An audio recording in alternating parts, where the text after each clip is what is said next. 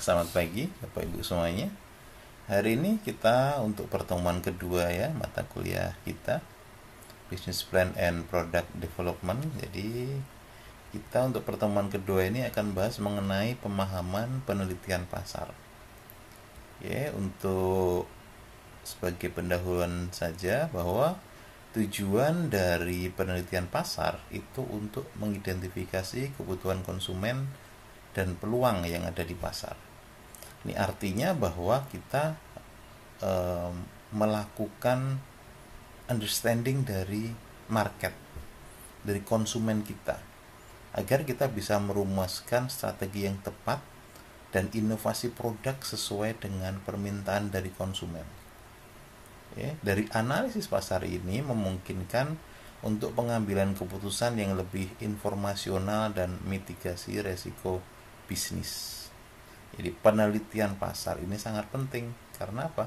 Karena kita tidak akan bisa bertahan lama kalau produk yang kita jual itu hanya itu saja.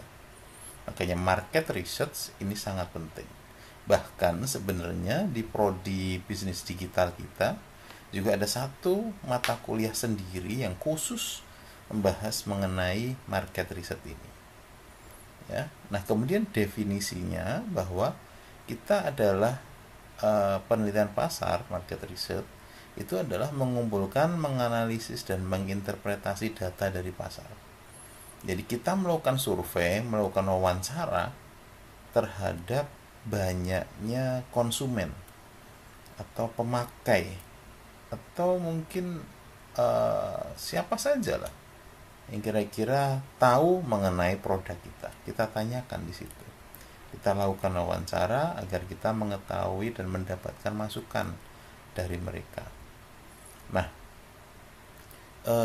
metode dari penelitian pasar itu ada metode kuantitatif dan ada metode kualitatif. Untuk kuantitatif ini dia melibatkan pengumpulan data numerik. Jadi kita termasuk kalau Bapak Ibu sering melakukan penelitian ini nanti bisa dipakai juga untuk skripsi nanti untuk penghitungan data numerik, baik mau pakai SPSS, mau pakai SEMPLS, silahkan jadi dari survei online boleh, dari survei langsung juga boleh.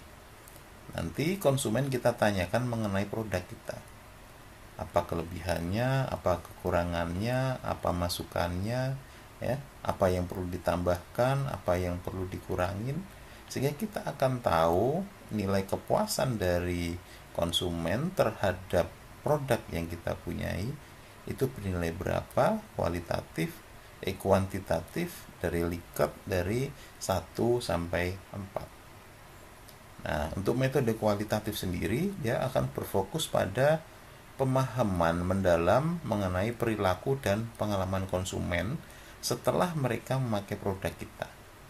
Biasanya dengan wawancara terhadap konsumen langsung, dan dari situ kita bisa mengambil sebuah kesimpulan dari wawancara itu. Nanti besok di kelas akan saya berikan contoh dari metode kuantitatif dan kualitatif ini Nah, selanjutnya metode pengumpulan data dengan cara survei. Survei itu dilaksanakan untuk mengumpulkan data konsumen secara spasial dan temporal untuk analisis. Dia biasanya berisi banyak pertanyaan. Pertanyaannya itu boleh bersifat terbuka, artinya boleh yang diketahui banyak orang, atau boleh bersifat tertutup yang rahasia. Ini sesuai dengan tujuan dari pengumpulan data tersebut. Terus distribusi dari survei itu bisa dilakukan lewat email lewat online, ada lewat Facebook, ada lewat aplikasi-aplikasi banyak, atau boleh dilakukan langsung lewat pakai kertas biasanya untuk yang masih manual. Kalau masih yang online itu biasanya lewat Google Form seperti itu Nah, kemudian yang untuk wawancara ini kita langsung bertemu dengan konsumen. Kita langsung menanyakan kepada konsumen. Biasanya jawabannya yang digunakan sebagai bukti itu kita rekam. ya. Nah, rekaman itulah nanti yang akan dipakai untuk sebagai bukti. Nah, keuntungan dari wawancara ini adalah biasanya kita bisa langsung mengetahui real data. Real data dalam artian dari ekspresi yang kita wawancarai, dari cara mereka berbicara juga kita bisa tahu bahwa yang mereka ucapkan itu jujur atau tidak. Kemudian yang mereka bicarakan itu sesuai atau tidak, seperti itu.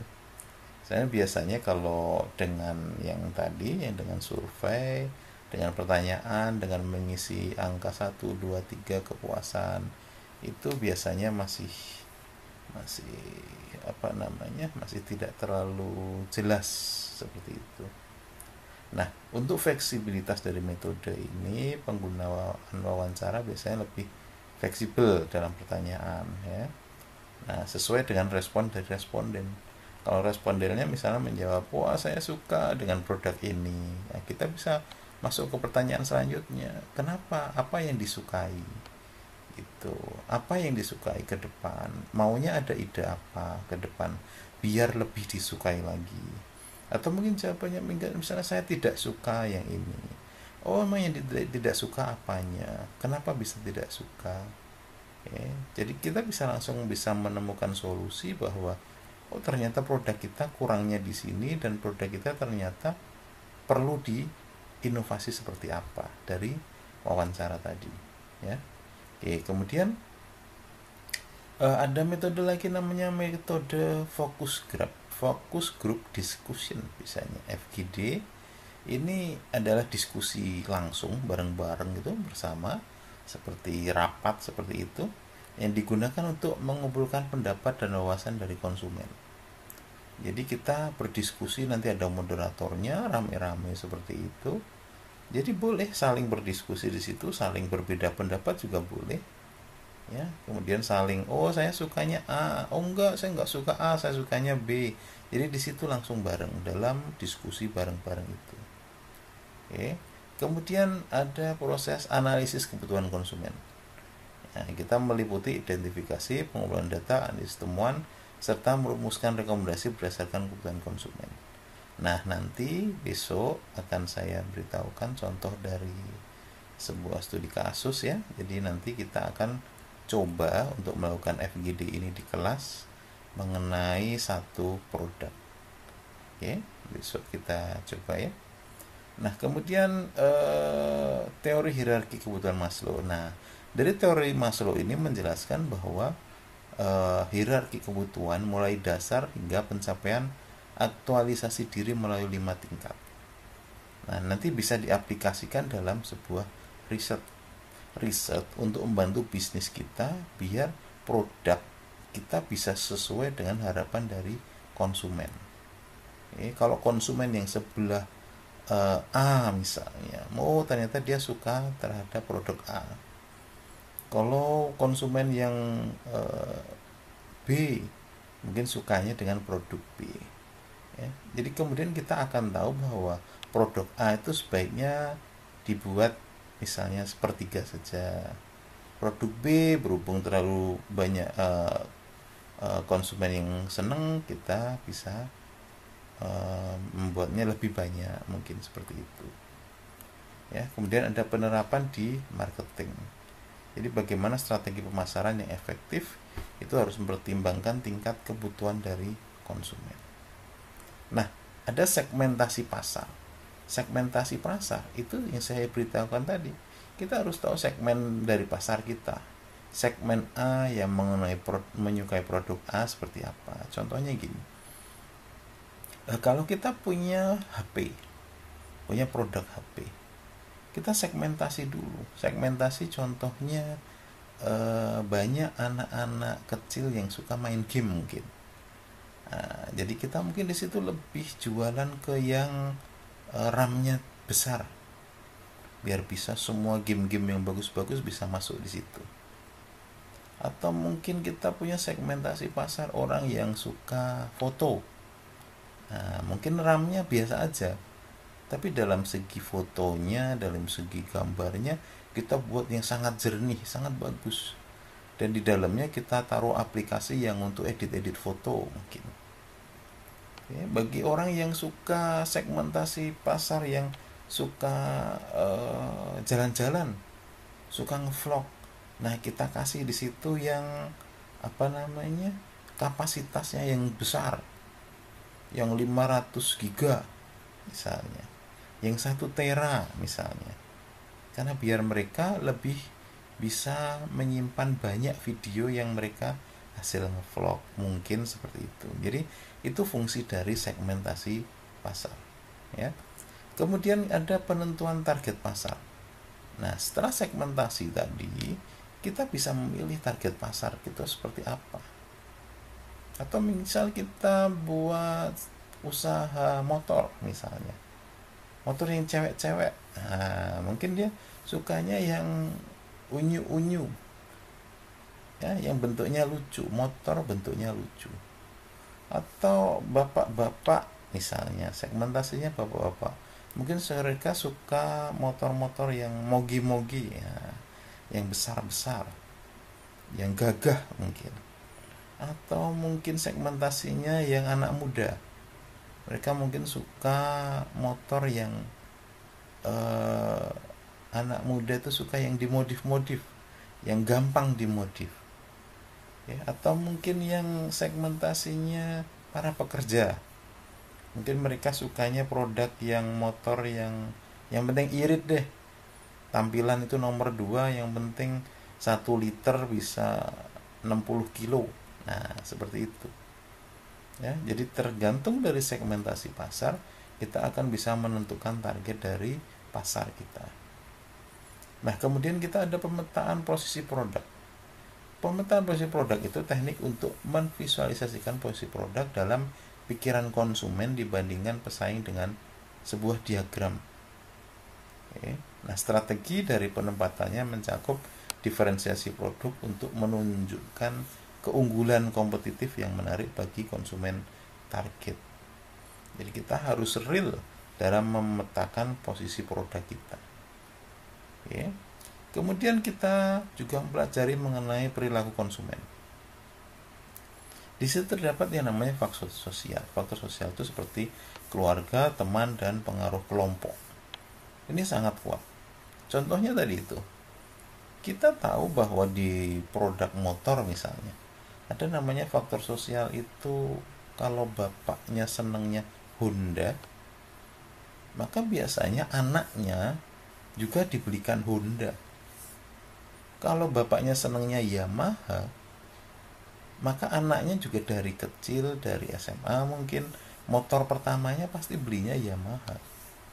Sehingga akhirnya akan ke bawah sampai tua bahwa kalau mereka mau beli motor baru ya harus Yamaha, ya harus Suzuki. Kalau bapaknya sukanya mobil R3, anaknya juga sukanya R3. Kalau bapaknya sukanya Honda Jazz, anaknya ikut-ikutan sukanya Honda Jazz. Nah seperti itu. Jadi faktor sosial seperti keluarga ini memang sudah terbukti bahwa dia berpengaruh terhadap perilaku konsumen, ya. Nanti kita akan bicarakan lebih lanjut deh ke depan, ya. Oke, kemudian dari studi kasus Coca-Cola misalnya, ya, contohnya Coca-Cola, di situ ada Coca-Cola, sebenarnya ada Pepsi, kemudian ada yang lain, ya, masih banyak lagi, Sprite, Fanta, seperti itu. Tapi kita ambil studi kasus untuk Coca-Cola sendiri, bahwa karena banyaknya kebutuhan itu, Coca-Cola sekarang melakukan inovasi produk. Contohnya apa? Contohnya bahwa sekarang dibilang bahwa Coca-Cola itu produknya banyak gulanya. Makanya mereka membuat sebuah produk baru yang low kalori, low fat, ya, rendah gula, bahkan yang non sugar, kan ada seperti itu. Jadi harus ada selalu yang namanya analisis kebutuhan. Inovasi lanjutan dari produk yang kita jual itu sangat penting, ya. Kita perlu yang namanya transformasi brand. Jadi brandnya kita harus buat yang baru. Coca-Cola itu penyumbang dari banyak-banyak event olahraga. Walaupun kita tahu padahal Coca-Cola itu adalah produk dengan gula yang banyak kan. Ya, tapi mereka memberikan transformasi brand bahwa sekarang Coca-Cola itu low kalori dan menyehatkan. Nah, seperti itu. Kemudian tantangan dalam penelitian pasar. Nah, tantangan ini di sini diantaranya adalah datanya yang nggak akurat. Kok bisa nggak akurat, Pak? Bisa.